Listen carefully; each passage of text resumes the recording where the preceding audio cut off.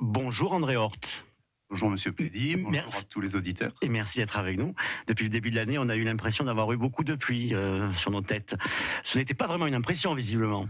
En effet, depuis le début de l'année, c'est une pluviométrie plus élevée que la moyenne, largement plus élevée que la moyenne que nous avons eue. Et c'était très attendu parce que nous avions connu de mai à décembre 2017 la plus forte sécheresse jamais enregistrée dans le Gard. Depuis 1922 que des mesures sont faites, nous n'avions jamais eu un niveau aussi bas et de très loin. On va y revenir sur cette sécheresse, mais tout d'abord, ce qui s'est passé depuis le début de l'année, 222% de plus par rapport à la normale. C'est un chiffre énorme, non? Oui, c'est ça. Plus de 500 mm au lieu de 200 habituellement. C'est ce qui a permis aux nappes de se remplir, aux cours d'eau de retrouver un niveau acceptable dans une saison où les pluies sont particulièrement efficaces puisqu'il n'y a pas beaucoup d'évaporation et il n'y a pas beaucoup d'eau qui est prise par la végétation. Tous les secteurs gardois sont concernés?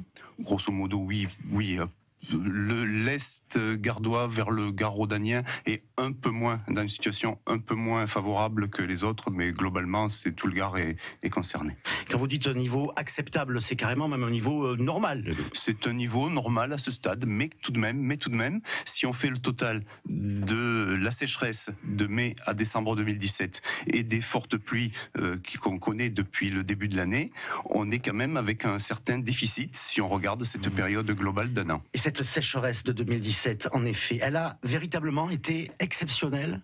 Exceptionnelle. Du mois de mai jusqu'au mois de décembre, quasiment pas une goutte d'eau. Quelques pluies par-ci par-là, mais avec un effet infime qui était évaporé après être tombé, et aucun impact sur les nappes ni sur les cours d'eau.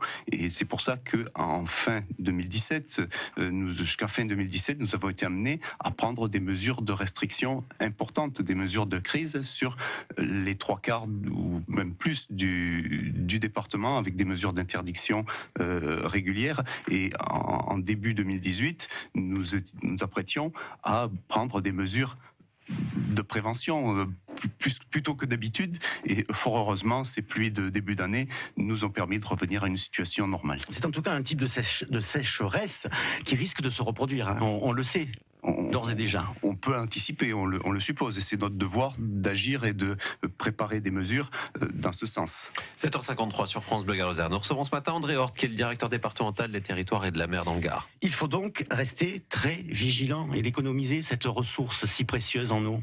Oui, c'est le sens de l'action que nous menons avec les services de la préfecture, avec les membres du comité sécheresse, c'est-à-dire de sensibiliser nos concitoyens à la nécessité d'avoir des comportements économes, respectueux de l'eau, parce qu'on ne sait pas qu'est-ce qui va tomber comme précipitation dans les semaines et mois qui viennent. Certes, si le printemps continue à être pluvieux, on sera dans une situation confortable, mais on sait bien qu'aux périodes d'été, aux périodes d'automne, il n'y a jamais beaucoup de pluie, et l'eau que nous économiserons aujourd'hui, elle sera disponible pour pouvoir éviter éventuellement au mois d'août, au mois de septembre, et ensuite d'avoir à prendre des mesures difficiles. Et très dur, on le sait d'ailleurs, ces mesures de restriction, on l'a vu tout au long de l'été dernier.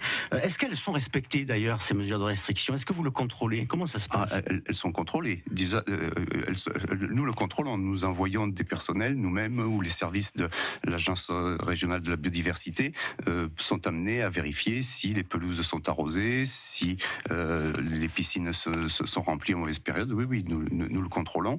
Et les collectivités publiques en particulier peuvent encourir des amendes financières importantes si ce n'était pas respecté. Et pour éviter ces mesures de restriction très strictes, il y a des mesures toutes simples à prendre, non? Je pense par exemple, à ce moment, c'est vrai que nous sommes en train de faire des plantations dans les jardins. Il faut bien choisir ce que l'on plante, non? Il faut bien choisir. Par exemple, on peut éviter de mettre un gazon anglais qui demande d'être arrosé tous les jours, et peut-être utiliser, si on veut verdir sa propriété, ce que je pourrais appeler de l'herbe à vache, par exemple, qui peut se contenter de moins d'eau. Et les piscines, c'est un sacré problème, ça, tout de même, non? Est-ce qu'on continue à en construire comme ça sans aucun problème? On peut continuer à construire des piscines. Après, l'eau des piscines, une fois qu'elle est remplie, elle n'est pas forcément vidangée tous les ans et il suffit qu'elle soit alimentée régulièrement. En saison normale, avec un niveau normal des nappes, on peut bien sûr continuer à utiliser les piscines, et dans d'autres régions, ça serait difficile d'interdire l'usage des piscines. L'agriculture, c'est une forte consommation en eau, bien sûr. Est-ce que là aussi, il y a des mesures qui peuvent être prises pour aller vers peut-être plus de raison dans l'utilisation de cette eau qui sont déjà prises. La profession agricole est très moteur sur le sujet. Par exemple, on utilise aujourd'hui de plus en plus d'arrosage au goutte à goutte qui permet, par exemple pour les vignes, parce que les vignes aussi ont besoin d'eau. La sécheresse de l'année dernière a conduit à une forte baisse de production. Et bien, en arrosant au goutte à goutte, on peut, avec une quantité d'eau optimale, arriver à maintenir la bonne humidité qu'il faut dans le sol pour que la végétation puisse prospérer, alors qu'à une époque, on arrosait largement. En tout cas, face à cette situation et à ce que l'on peut craindre pour les années à venir, est-ce que les pouvoirs publics sont mobilisés sur ce sujet de l'eau? Est-ce qu'il y a vraiment des mesures qui sont prises pour arranger cette situation? Ce sont des mesures de prévention, de sensibilisation de la population à travers ce que nous faisons au sein du comité sécheresse. Ce sont, dès le début de saison, régulièrement des mesures de vigilance qui sont données, où il n'y a pas d'interdiction, où on fait appel au bon sens de chacun pour savoir utiliser l'eau avec parcimonie. Merci pour toutes ces précisions, André Hort. Je rappelle que vous êtes le directeur départemental des territoires et de la mer ici dans le Gard. Très bonne journée à vous. Merci à vous.